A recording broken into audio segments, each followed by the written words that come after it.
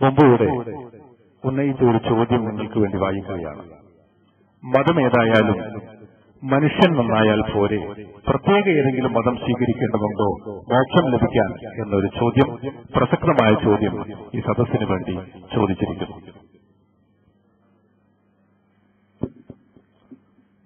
സഹോദരന്റെ ചോദ്യം എഴുതി ചോദിക്കാന്നുള്ളതിനേക്കാൾ നല്ലത് എഴുന്നേറ്റ് ചോദിക്കാന്നുള്ളതാണ്.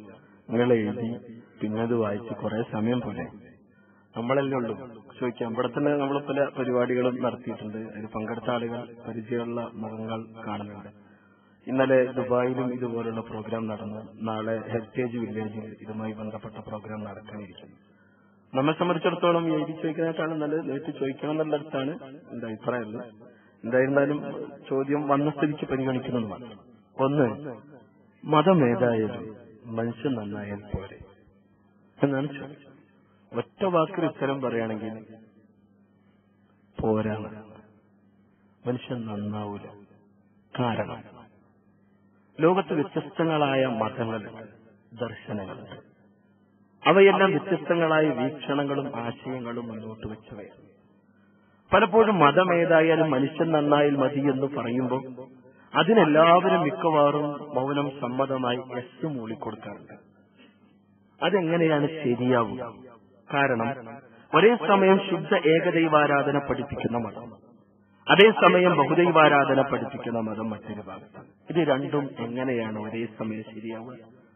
ഒരു ഭാഗത്ത് ശുദ്ധ അദ്വൈതവാദം സ്ഥാപിക്കുന്ന ദർശനങ്ങൾ, മറ്റൊന്ന് ദ്വൈത ദർശനത്തിന്റെ ശക്തമായ വാദങ്ങൾ.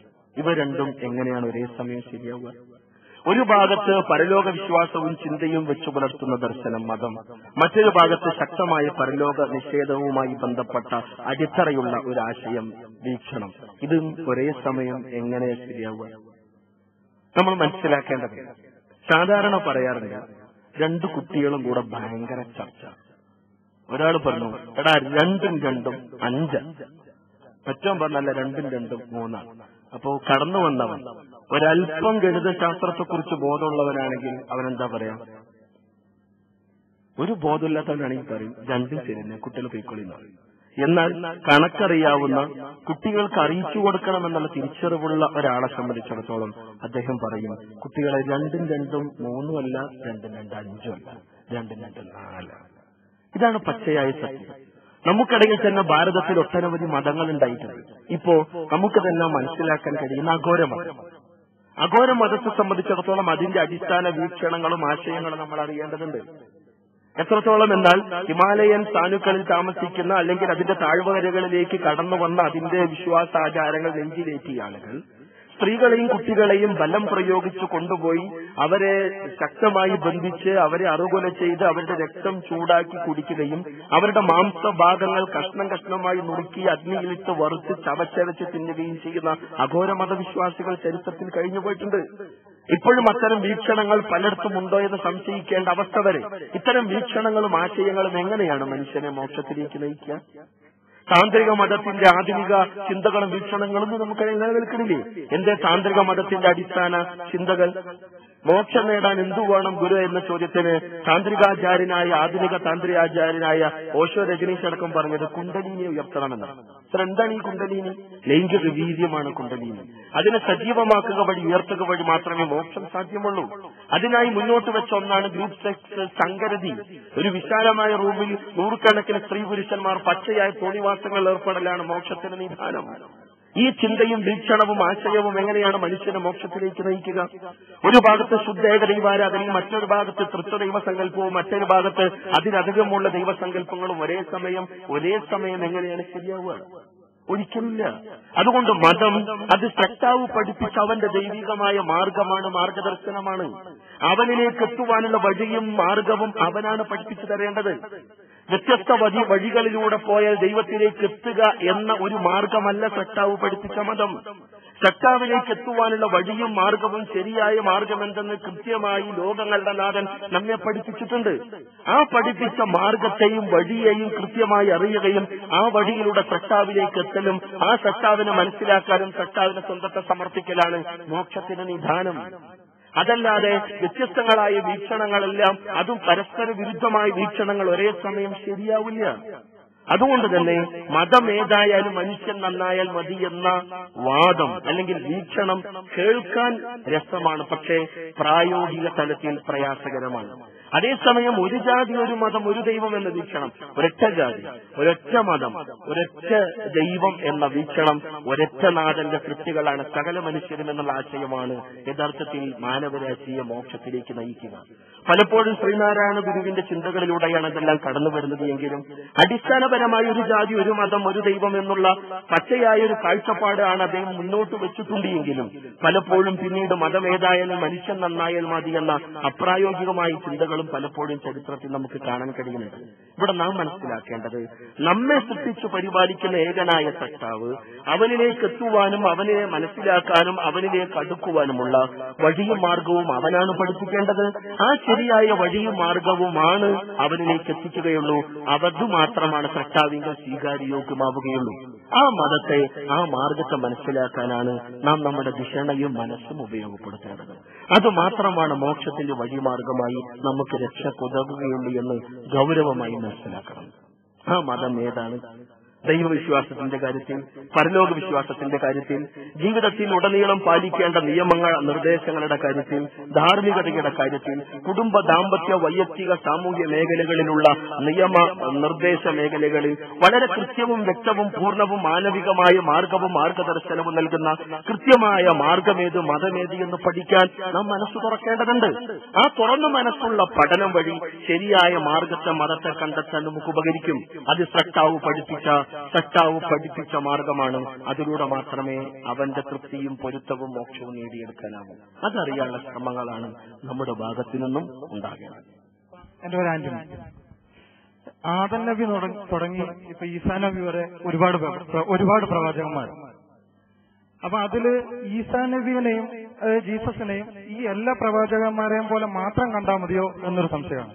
കാര്യം ഞാൻ ഖുറാന്റെ ഒരു മലയാളം CD കേട്ടപ്പോൾ എന്തോ അൽ ഫാത്തിഹ 3 അതില് ഈസാ നബിയുടെ ജന്നത്തെ കുറിച്ച് പറഞ്ഞിരിക്കുന്നത് അങ്ങനെ ഒരു സൃഷ്ടി ഭൂമിയിൽ ഇന്ന് വരെ നടന്നിട്ടില്ല. സ്ത്രീയിൽ നിന്നോ പുരുഷനിൽ നിന്നോ അല്ലാതെ അള്ളാഹു അല്ലെങ്കിൽ ദൈവം സൃഷ്ടികർത്താവ് സ്ത്രീയുടെ ഉദരത്തിൽ ഒരു ജീവൻ ഉണ്ടാകട്ടെ എന്ന് പറഞ്ഞു, ഉണ്ടായി. അങ്ങനെ ഒരു സൃഷ്ടി ഇതുവരെ ഉണ്ടായിട്ടില്ല, ഇനി ഉണ്ടാവൂല എന്ന് പറഞ്ഞു. അപ്പൊ തീർത്തും നമ്മള് ജീസസിനെ അല്ലെ ഈസാ നബിനെ ആ ഒരു രീതിയിൽ കണക്കാക്കേണ്ടത്, അല്ലാതെ എല്ലാ നബിമാരെയും പോലെ ഒരു നബി എന്ന് പറഞ്ഞ് തള്ളാൻ പറ്റുമോ എന്നൊരു സംശയം. വളരെ പ്രസക്തമാണ് സഹോദരൻ ആന്റണിയുടെ ചോദ്യം. ആദം മുതൽ നീണ്ട പ്രവാചക ശൃംഖലയിൽ കേവലം ഒരു പ്രവാചകനായി മാത്രം മനസ്സിലാക്കാൻ പറ്റുന്ന ഒരു അസ്തിത്വമാണോ യേശുവിന്റേത്? ഒരിക്കലും അല്ലല്ലോ. കാരണം പിതാവിന്റെ സ്പർശമില്ലാതെ, പുരുഷ സ്പർശമില്ലാതെ പിറന്നൊരു അത്ഭുത ശിശുവല്ലേ അദ്ദേഹം. അതുകൊണ്ട് കേവലം ഒരു പ്രവാചകൻ എന്ന അർത്ഥതലത്തിന് പകരം ഉന്നതമായൊരു തലത്തിലല്ലേ, വ്യത്യസ്തമായി വിജയിതമായല്ലേ അദ്ദേഹത്തെ മനസ്സിലാക്കേണ്ടത്. യഥാർത്ഥത്തിൽ വിശുദ്ധ ഖുർആനിന്റെ ഭൂമികയിൽ നിന്നുകൊണ്ട്, ഇസ്ലാമിക ഭൂമികയിൽ നിന്നുകൊണ്ട് ഈ ചോദ്യത്തെ നോക്കിക്കാണുമ്പോൾ ഈസാ അലൈഹി സ്വലാത്തു വസ്സലാമിയുടെ ജനനത്തെ കുറിച്ച് വിശുദ്ധ ഖുർആൻ പറഞ്ഞു. ഈസാ അലൈഹി സ്വലാത്തു വസ്സലാമിയുടെ ഉപമ അള്ളാഹുവിങ്കൽ ആദമിന്റെ ഉപമ പോലെയാണ്. ആദമിനെ സംബന്ധിച്ചിടത്തോളം മാതാവും പിതാവും ഇല്ലാതെ സ്രഷ്ടാവ് കളിമണ്ണിന്റെ സത്തയിൽ നിന്ന് സൃഷ്ടിക്കപ്പെട്ട അല്ലെങ്കിൽ സൃഷ്ടിച്ചവനാണ് ആദം. ആ ആദമിനെ ആദി സമൂഹത്തിന്റെ മാനവരാശിയുടെ ആദി പിതാവായി പ്രവാചകനായി കൊണ്ടാണ് ഇസ്ലാം പഠിപ്പിക്കുന്നത്. അതേപോലെ തന്നെ ഈസാ അലൈഹി സ്വലാത്തു വസ്സലാമും സ്രഷ്ടാവ് നിയോഗിച്ച സ്രഷ്ടാവിന്റെ ദാസനാണ്, പ്രവാചകനാണ്. അദ്ദേഹം തന്നെ പറയുന്നതായി ഖുർആൻ പറയുന്നു, ഇന്നി അബ്ദുല്ലാഹ് ആതാനിയൽ കിതാബ വജഅലനി നബിയ്യ. ഒരു പുരുഷ സ്പർശമില്ലാതെ പിറന്ന അദ്ദേഹത്തെക്കുറിച്ച്, അദ്ദേഹത്തിന്റെ മാതാവിനെ കുറിച്ച് അന്നത്തെ കാലത്ത് പലതും പറഞ്ഞപ്പോ തൊട്ടിലിൽ കിടക്കുന്ന മോണകാട്ടി ചിരിക്കുന്ന കുട്ടി പറയുന്നു, ഇന്നി അബ്ദുല്ലാഹ്, ഞാൻ അള്ളാഹുവിന്റെ ദാസനാണ്. ആചാനിയൽ കിതാബ വജഅലനി നബിയ്യ, എനിക്കവൻ വേദഗ്രന്ഥം നൽകുകയും എന്നവൻ പ്രവാചകനായി തെരഞ്ഞെടുക്കുകയും ചെയ്തിരിക്കുന്നു. അതോടൊപ്പം തന്നെ എന്നെ അവൻ അനുഗ്രഹീതനാക്കിയിരിക്കുന്നു. ജീവിക്കുന്ന കാലമത്രയും സക്കാത്ത് നൽകാൻ, നമസ്കാര നിഷ്ഠയോടെ നിർവഹിക്കാൻ അവൻ എന്നോട് വസീയത്ത് ചെയ്തിരിക്കുന്നു. എന്റെ മാതാവിനോട് ഏറ്റവും നല്ല രീതിയിൽ വർത്തിക്കാൻ അവൻ എന്നെ ഉപദേശിച്ചിരിക്കുന്നു എന്നൊക്കെ പറഞ്ഞുകൊണ്ട് ഈസാ അലൈഹി സ്വലാത്തു വസ്സലാം തന്റെ സമൂഹത്തോട് പറയുന്നു, ഇന്നല്ലാഹ റബ്ബി വറബ്ബുക്കും ഫഅബ്ദു ഹദാ സിറാത്തുൽ മുസ്തഖീം. എന്റെയും നിങ്ങളുടെയും സൃഷ്ടാവായ ഏകനായ നാഥനെ മാത്രം നിങ്ങൾ ആരാധിക്കണം. ഇതാണ് നിത്യജീവന്റെ മാർഗം. ഞാൻ ദൈവത്തിന്റെ ദാസനാണ്, ഞാൻ ദൈവത്തിന്റെ പ്രവാചകനാണ്.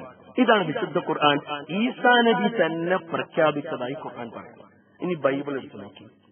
മഹാനായ പ്രവാചകൻ ഈസ അലൈഹിസ്സലാത്തു വസ്സലാമിയെ കുറിച്ച് നിത്യജീവൻ നേടാൻ എന്തു വേണം ഗുരു എന്ന ചോദ്യത്തിന് യേശു തന്നെ നൽകുന്ന മറുപടി വളരെ കൃത്യമായി നമുക്ക് വായിക്കാൻ കഴിയുന്നുണ്ട്. മത്തായിയുടെ യോഹന്നാന്റെ സുവിശേഷം 17-ാം അധ്യായത്തിലെ 3-ാമത്തെ വചനം, ഏക സത്യദൈവമായി നിന്നെയും നീ അയച്ച യേശുവിനെയും അറിയുക എന്നതാകുന്നു നിത്യജീവൻ. അഥവാ ലാ ഇലാഹ ഇല്ലല്ലാഹ് ഈസാ റസൂലുള്ളാഹ്, ഏകനായ സട്ടാവിനെ അറിയുക, ആ സട്ടാവ് നിയോഗിച്ച അയച്ച പ്രവാചകനായ ഈസാ അലൈഹിസ്സലാത്തു വസ്സലാമിനെ അറിയുക. അദ്ദേഹം തന്നെ പറയുന്നു, മത്തായിയുടെ സുവിശേഷം 15-ാം അധ്യായത്തിന്റെ 24-ാമത്തെ വചനത്തിൽ പറയുന്നു, ഇസ്രായേലിലെ കാണാതെ പോയ ആടുകളിലേക്കാണ് എന്നെ അയച്ചിരിക്കുന്നത്. ഇസ്രായേൽ തറവാട്ടിലേക്ക് കടന്നു വന്ന പ്രവാചകനായിക്കൊണ്ട്, നിയോഗിക്കപ്പെട്ടവനായിക്കൊണ്ട്, അയക്കപ്പെട്ട പ്രവാചകനായിക്കൊണ്ട് യേശുക്രിസ്തു തന്നെ സാക്ഷ്യം വഹിക്കുന്നു. യേശുവിന്റെ അനുയായികൾ തന്നെ അദ്ദേഹത്തെക്കുറിച്ച് സാക്ഷ്യം വഹിക്കുന്നതായി ലൂക്കോസിന്റെ സുവിശേഷം 24-ാം അധ്യായത്തിലൂടെ കണ്ണോടിച്ചാൽ, നസാറായക്കാരനായ യേശുവിനെ കുറിച്ച് തന്നെ അവൻ വാക്കിലും പ്രവൃത്തിയിലും ശക്തനായ പ്രവാചകനായിരുന്നു. ഇവിടെയെല്ലാം വിശുദ്ധ ഖുർആനും ബൈബിളും പഠിപ്പിക്കുന്നത് അദ്ദേഹം ദൈവത്തിന്റെ ദാസനാണ്, പ്രവാചകനാണ്. പിതാവില്ല എന്നൊരൊറ്റ കാരണത്തിൽ പിറന്നു എന്നുള്ളത് കൊണ്ടാണ് അദ്ദേഹത്തിന് പ്രത്യേകതയെങ്കിൽ, സവിശേഷതയുള്ളതെങ്കിൽ, മാതാവും പിതാവും ഇല്ലാതെ പിറന്നു എന്ന ഏറ്റവും വലിയ സവിശേഷത ഉള്ളത് ആദാമിനാണ്. ആ ആദമിനെ സൃഷ്ടാവ്, ആദിമ മാനവരാശിയുടെ ആദിപിതാവായി പ്രവാചകനായിക്കൊണ്ട് ഖുർആൻ പരിചയപ്പെടുത്തുന്നു. അതോടൊപ്പം തന്നെ വളരെ കൃത്യമായി ബൈബിളും അങ്ങനെ തന്നെയാണ് പറയുന്നത്, ആദിമ മനുഷ്യനായി. ആ ആദിമ മനുഷ്യനായ ആദമിനെയും ബൈബിൾ വിളിക്കുന്നത് ആദം എന്റെ പുത്രൻ എന്നാണ്. യേശുവിനെയും ബൈബിൾ എന്റെ പുത്രൻ എന്ന് പരിചയപ്പെടുത്തുന്നു. അങ്ങനെ വ്യത്യസ്ത പ്രവാചകന്മാരെയും പുത്രൻ എന്ന് പരിചയപ്പെടുത്തുന്നു. മാതാവും പിതാവും ഇല്ലാതെ പിറന്നു എന്ന മഹാനായ ആദം എന്ന പ്രവാചകനെയും ബൈബിൾ പുത്രൻ എന്ന് പരിചയപ്പെടുത്തുമ്പോൾ ദൈവത്തിന്റെ പ്രവാചകൻ എന്ന അർത്ഥത്തിലാണ് ഈ പ്രവാചക ശൃംഖലയെല്ലാം ബൈബിളിന്റെ താളുകൾ മറിക്കുമ്പോൾ നമുക്ക് മനസ്സിലാക്കാൻ കഴിയുന്നത്. അതുകൊണ്ട് ഈസാ അലൈഹിസ്സലാത്തു വസ്സലാം തന്നെ പഠിപ്പിക്കുന്നു, ഞാൻ സ്രഷ്ടാവിന്റെ ദാസനാണ്, പ്രവാചകനാണ്. മാത്രമല്ല ഖുർആൻ തന്നെ പറയുന്നു, സുബ്ഹാനഹു അയ്യകൂന ലഹു വലദ്, സൃഷ്ടാവ് ഒരു സന്തതിയെ സ്വീകരിക്കുന്നതിൽ നിന്നും അവൻ എത്രയോ പരിശുദ്ധനാണ്. ലം യലിദ് വലം യൂലദ്, അവന് സന്തതികളില്ല, അവൻ ആരുടെയും സന്തതിയല്ല, അവൻ അതിൽ നിന്നെല്ലാം പരിശുദ്ധനാണ്. വലം യകുൽ ലഹു കുഫുവൻ അഹദ്, അവന് തുല്യനായി ആരും തന്നെയില്ല. ചുരുക്കത്തിൽ സൃഷ്ടാവ് നിയോഗിച്ച നിരവധി പ്രവാചകന്മാരുടെ കൂട്ടത്തിലെ അംഗം തന്നെയാണ് ഈസാ അലൈഹിസ്സലാത്തു വസ്സലാം. പിതാവില്ലാതെ പിറന്നു എന്നത് അദ്ദേഹത്തിന്റെ ജനനത്തിന്റെ അത്ഭുതമാണ്. അത് തന്നെ ഖുർആൻ പറയുന്നത് പടച്ചറബിന്റെ ഇടപെടലാണ്. അദ്ദേഹം ഊതി അങ്ങനെ ഈസാ സൃഷ്ടിക്കപ്പെടുന്നു എന്നാണ്. എല്ലാ അർത്ഥത്തിലും ഇതേ ഒരു സംവിധാനം തന്നെ, ഇതിനേക്കാൾ അത്ഭുതകരമായ ഒരു സംവിധാനമാണ് ആദാമിന്റെ സൃഷ്ടിപ്പിൽ നടന്നത്. പക്ഷേ ആദാമിനെ പ്രവാചക ശൃംഖലയ്ക്കപ്പുറത്തോ അല്ലെങ്കിൽ ദൈവത്തിന്റെ പരിഭാഷത്തിലേക്കോ ബൈബിളും പഠിപ്പിക്കുന്നില്ല, വിശുദ്ധ ഖുർആനും പഠിപ്പിക്കുന്നില്ല. അതുകൊണ്ട് പ്രമാണങ്ങളുടെ വെളിച്ചത്തിൽ ഇസ്രായേൽ സമൂഹത്തിലേക്ക് കടന്നു വന്ന മഹാപ്രവാചകനാണ് ഈസാ അലൈഹിസ്സലാത്തു വസ്സലാം. ഖുർആൻ 61-ാം അധ്യായം സൂറത്ത് സഫിന്റെ 6-ാമത്തെ ആയത്തിൽ പറഞ്ഞു, യാ ബനി ഇസ്രായീൽ ഇന്നി റസൂലുള്ളാഹി ഇലൈക്കും, അല്ലയോ ഇസ്രായേൽ സമൂഹമേ, നിങ്ങളിലേക്ക് കടന്നു വന്ന പ്രവാചകനാണ് ഞാൻ എന്ന് വിശുദ്ധ ഖുർആൻ ഈസാ നബിയുടെ അധ്യാപനമായി വ്യക്തമാക്കുമ്പോൾ, അതെ, ഇസ്രായേൽ തറവാട്ടിലെ കാണാതെ പോയ കുഞ്ഞാടുകളിലേക്കാണ് ഞാൻ കടന്നു വന്നത്, ഞാൻ അയക്കപ്പെട്ടിട്ടുള്ളത് എന്ന് മത്തായിയുടെ സുവിശേഷം 15-ാം അധ്യായത്തിന്റെ 24-ാമത്തെ വചനത്തിലും യേശു പഠിപ്പിക്കുന്നു. ലോകം കണ്ട പ്രവാചകനായിക്കൊണ്ടാണ് യേശുവിനെ നമുക്ക് പ്രമാണങ്ങളുടെ വെളിച്ചത്തിൽ മനസ്സിലാക്കാൻ കഴിയുന്നത്. ഇസ്ലാം മതം എങ്ങനെ ഉണ്ടായി? ഇസ്ലാം മതം എങ്ങനെ ഉണ്ടായി? ഞാൻ വളരെ കൃത്യമായി പറയും. ഇസ്ലാം എന്നത് മുഹമ്മദ് മുസ്തഫ സല്ലല്ലാഹു അലൈഹി വസല്ലമയുടെ കാലത്ത് പ്രത്യേകമായി ഉണ്ടാക്കിയൊരു മതമല്ല. മുഹമ്മദ് നബിയല്ല ഇസ്ലാം മതത്തിന്റെ സ്ഥാപകൻ. ലോകങ്ങളുടെ നാഥൻ, അഥവാ സകല മനുഷ്യരെയും സൃഷ്ടിച്ച് പരിപാലിക്കുന്ന പരമാണു മുതൽ പരകോടി സൃഷ്ടിവർഗങ്ങൾ അത്ഭുതകരമായി സംവിധാനിച്ച് വളരെ കൃത്യവും വ്യക്തവും പൂർണ്ണമായ മാർഗദർശനം സകലത്തിന് നൽകി പരിപാലിച്ചുകൊണ്ടിരിക്കുന്ന ഏകനായ സൃഷ്ടാവിന് അവനെ അറിയാനും അവനെ മനസ്സിലാക്കാനും അവന്റെ നിയമനിർദ്ദേശങ്ങളിൽ ലോകത്തിന് പഠിപ്പിച്ചു കൊടുക്കുവാൻ വേണ്ടി അവൻ ലോകത്തിന് പഠിപ്പിച്ച മതമാണ് ഇസ്ലാം. അഥവാ സൃഷ്ടാവിന് സമ്പൂർണ്ണമായും സമർപ്പിക്കുക. മുസ്ലിങ്ങളുടെ കുലദൈവത്തിന് സമ്പൂർണ്ണമായി സമർപ്പിക്കുക സമർപ്പിക്കുക എന്നല്ല, അറബികളുടെ ഗോത്രദൈവത്തിന് സമ്പൂർണമായി സമർപ്പിക്കുക എന്നല്ല, സകല മനുഷ്യരുടെയും നാഥനായ ഏകനായ സ്രഷ്ടാവിനുള്ള സമ്പൂർണ്ണ സമർപ്പണമാണ് ഇസ്ലാം. ആ ഏകനായ സ്രഷ്ടാവ് ലോകത്തെ പഠിപ്പിച്ച മഹിതമായ ദൈവീകമായ മാർഗദർശനമാണ് ഇസ്ലാം. അത് സ്രഷ്ടാവാണ് ലോകത്തിന് പഠിപ്പിച്ചത്.